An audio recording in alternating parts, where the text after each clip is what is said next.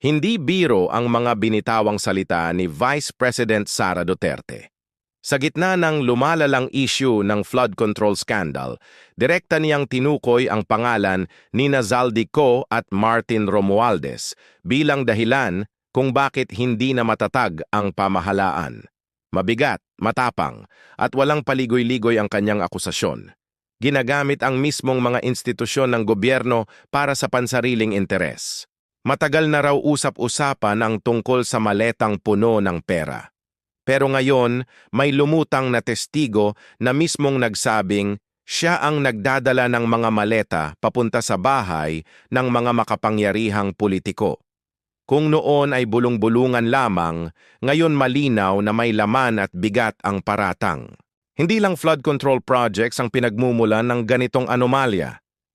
Ayon kay VP Sara, mismong si Romualdez ay may kinalaman din sa ilegal na sugal at iba pang ilegal na pinagkukunan ng pondo.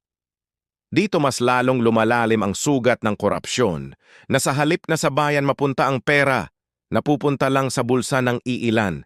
Ngunit ang mas nakakalungkot ayon sa Vice-Presidente ay maraming insider ang natatakot magsalita. Sino ba naman ang hindi? Ang mismong mga makapangyarihang nasa tuktok ng pamahalaan ang sangkot. Natural, may banta sa mga posisyon, sa kabuhayan, at pati na rin sa kaligtasan ng mga whistleblower. Mabigat din ang pag-aamin ni VP Sara na mismong confidential funds niya ay pinuntirya at binantaan. Kaya't hindi niya ito ginamit noong 2023. Hindi ito simpleng intriga lamang, ito ay patunay na may sistematikong galawan para patahimikin siya at pigilan ang kanyang advokasya para sa bayan. Pinakamatindi sa lahat, mismong estado ng bansa ang kinuwestiyon ng Vice-Presidente. Aniya, ginagamit at inaabuso ang mga institusyon para sa pansariling interes.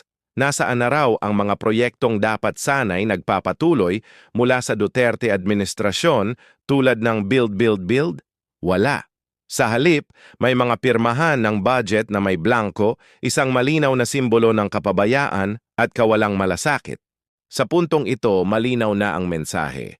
Kung hindi titigilan ang korupsyon at pansariling interes, walang mangyayari sa Pilipinas. Ang panawagan ni VP Sara ay hindi lamang para sa hustisya kundi para sa kaligtasan ng buong bayan. Panahon na upang kumilos. Panahon na upang panagutin ang tunay na salarin.